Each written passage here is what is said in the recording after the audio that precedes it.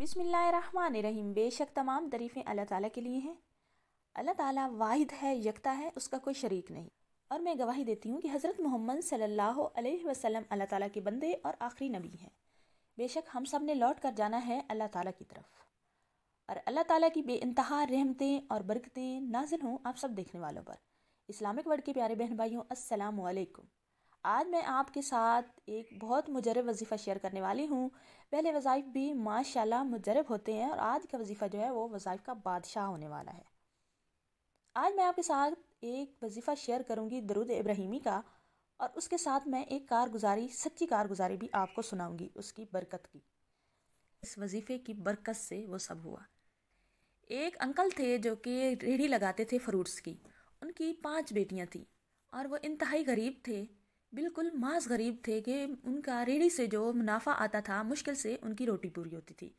और उनकी बेटियां जो थीं वो जवान थीं, उन्होंने बेटियों की शादी करनी थी और बहुत ज़्यादा वो परेशानी में मुब्तला थे। उन्होंने बेटियों की शादी करनी थी लेकिन उनका गुजर बसर भी बहुत मुश्किल से हो रहा था, तो वो बहुत परेशानी में मुब्तला थे। उन्होंने एक दिन किसी से सुना कि दरूद शरीफ अगर पढ़ा जाए तो सारी परेशानियां हल हो जाती हैं। उन्होंने अपनी ज़िंदगी का मामूल बना लिया और वो दिन में कम से कम 500 मरतबा ज़रूर दरूद शरीफ पढ़ते थे। हर नमाज के बाद 100 मरतबा उन्होंने दरूद शरीफ शुरू कर दिया पढ़ना और इसी तरह तादाद को वो बढ़ाते गए। उन्हें अभी 6 मंथ गुजरे थे दरूद शरीफ पढ़ते हुए, तो उनकी बेटियों के रिश्ते आना शुरू हो गए। उनकी बेटियों के अच्छे रिश्ते हो गए। जब रिश्ते तय हो गए तो अब उनकी बेटियों के ससुराल वालों ने डेट मांगना शुरू कर दी। और वो जो अंकल थे उनके पास तो इतने पैसे नहीं थे कि वो बेटियों की शादी करें, तो वो बहुत ज़्यादा मायूस होते और बहुत ज़्यादा परेशान होते, लेकिन दरूद शरीफ पढ़ना नहीं छोड़ते थे। उनका नाम बशीर रेडी वाला था।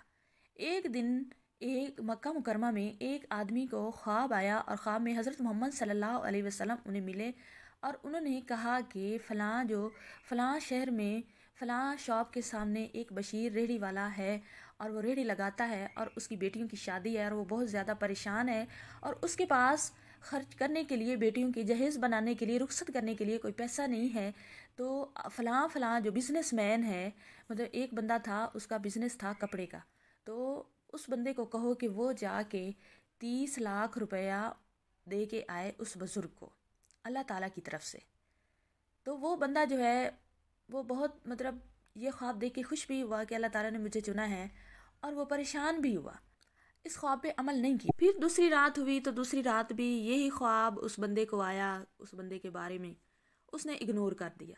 फिर तीसरी रात हुई तो तीसरी रात जब उसे ख्वाब आया तो उसको अल्लाह से डर लगने लगा। उसने कहा कि ये 3 रातें हो गई हैं मुसलसल मुझे उस बशीर आदमी के बारे में ख्वाब आ रहा है कि मैं उसे जाके 30 लाख दे के आऊँ, उसने बेटियों की शादी करनी है और इतनी बड़ी हस्ती मुझे कह रही हैं। तो वो दिन को उठा और उसने जाके अपनी शॉप खोली, और जब उसने उस बशीर से के बारे में जाके पूछा जिस शॉप के पास वो रेहड़ी लगाता था, तो लोगों ने बताया जी यहाँ पे एक बशीर रेहड़ी वाला है जो यहाँ पे फ्रूट्स की रेहड़ी लगाता है, लेकिन अब वो यहाँ 2-3 दिन से नहीं आ रहा।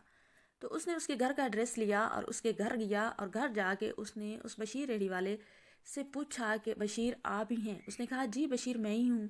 तो वो बहुत हैरानी से देखने लगा। उसने पूछा कि आप में ऐसी क्या बात है कि 3 रात से मुसलसल मुझे ख्वाब आ रहा है और अल्लाह पाक के नबी कह रहे हैं कि मैं जाके आपकी हेल्प करूँ। और उस आदमी ने उस बशीर रेहड़ी वाले को एक बंद संदूक दिया जिसमें 30 लाख रुपए थे। उसने कहा ये संदूक जो है अल्लाह ताला की तरफ से आपको गिफ्ट मिला है, और 3 रात से अल्लाह ताला ख्वाब में, अल्लाह ताला और अल्लाह ताला का नबी ख्वाब में आपकी हेल्प के लिए कह रहे हैं। तो आप मुझे ये बताएं कि आप में इतनी ख़ास बात क्या है? मैं बहुत ज़्यादा आपसे इम्प्रेस हूँ, बहुत हैरान हूँ।